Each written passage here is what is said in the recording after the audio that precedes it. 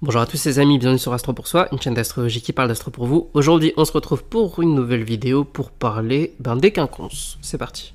Alors les quinconces, c'est quoi? Les quinconces, c'est un aspect de 150 degrés, plus ou moins, alors je crois c'est 1 ou 2 degrés, parce les quinconces, c'est très similaire à un autre aspect, dont je ne me souviens plus le nom à l'heure actuelle, que je retrouverai si ça vous intéresse, mais c'est un aspect plus ou moins mineur. C'est le seul aspect où on prend une orbe aussi restreinte. C'est-à-dire que par exemple la conjonction ou même tous les autres aspects c'est plus ou moins 0 à 10 degrés d'orbe, ça monte jusqu'à 15 si c'est le soleil ou la lune, donc les deux luminaires. Le quinconce c'est pas le cas. Alors le quinconce c'est un aspect qui est assez particulier. Dans l'astrologie traditionnelle c'est un aspect qui se veut thérapeutique. Les quinconces, si c'est pas un aspect qui est dominant dans votre thème, c'est-à-dire s'il ne concerne pas des planètes dominantes dans votre thème, il y a peu de chances que vous le sentiez et il y a peu de chances que vous soyez amené à en prendre conscience.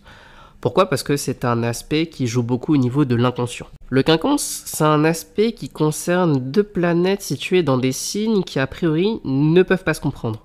Alors, il y a deux exceptions. La première exception, c'est Bélier Scorpion, parce que c'est la maîtrise de Mars. Et la seconde exception, c'est Balance Taureau, puisque c'est la maîtrise de Vénus. Mais traditionnellement, le quinconce, c'est comme dit un aspect entre deux signes qui n'arrivent pas à se comprendre. Si je prends le Cancer et le Sagittaire, donc ils forment un quinconce. Il n'y a pas plus éloigné dans le zodiaque, je pense, qu'un Cancer et un Sagittaire. L'un est tout tourné vers l'expansion, maîtrise de Jupiter, donc expansion, connaissance du monde extérieur, prendre sa place. On arrive avec nos gros sabots, nos grosses manières, et on s'impose plus ou moins comme ça. Le Cancer, maîtrise de la Lune, on est tout en introversion, on est tout en gestation. C'est le monde intérieur qu'il faut être capable d'explorer. Le Cancer, c'est pas forcément enfin archétypalement parlant, c'est pas un grand voyageur, alors que le Sagittaire, lui, faire le tour du monde, prendre son sac et partir, c'est exactement ce qu'il veut, ce qu'il cherche. Un autre exemple, ce serait Lion-Poisson. Le Lion est quinconce au Poisson. Alors là, pareil, il y a rien qui rejoint ces deux signes.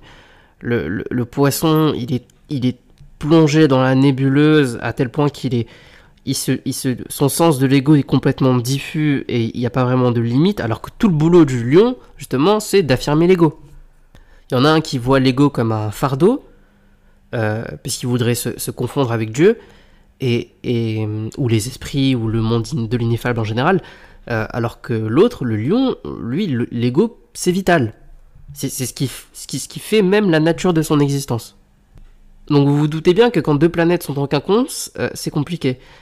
Le quinconce, c'est une opposition plus forte que l'opposition. Parce que l'opposition avait encore cette qualité, si je puis dire, de complémentarité. Si on reprend l'exemple du lion, entre un lion et un Verseau, il y a cette complémentarité il y en a un qui affirme son ego et l'autre qui va plutôt affirmer la fraternité. Mais on voit bien que la fraternité est composée d'individualités bien construites. Et que c'est justement parce qu'on se connaît et qu'on est droit dans ses bottes qu'on peut commencer à agir ensemble. Donc ça, c'est l'axe Lion-Verseau. Vous voyez bien cet aspect de complémentarité. Alors que entre Lion et Poisson, c'est juste une rupture de schéma. Non, c'est même pas une rupture de schéma, parce que rupture du schéma, ça veut dire qu'il y en aurait un contre l'autre. Là, c'est deux mondes étrangers, deux domaines étrangers de la psyché, deux schémas de la conscience qui n'arrivent pas du tout à s'emboîter. Donc généralement, on n'arrive pas à faire de conciliation si on a un quinconce qui est important dans nos vies. C'est une tension qui va être principalement inconsciente, mais qui va nous aider, si on se concentre un peu dessus, à être dans un processus thérapeutique vis-à-vis de ces deux planètes. Si vous avez un quinconce qui est dominant dans votre thème, regardez les deux planètes qui sont concernées, parce que vous allez sûrement avoir une problématique dans votre vie qui va concerner ces deux planètes. Contrairement à l'opposition, on va pouvoir travailler consciemment dessus avec un projet.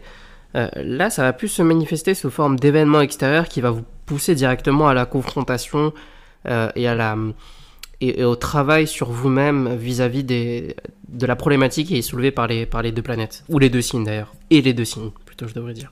Donc voilà les amis, c'était tout pour la vidéo sur les quinconces.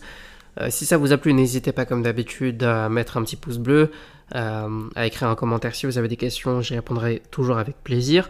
On se retrouve évidemment pour une prochaine vidéo et je vous dis au revoir.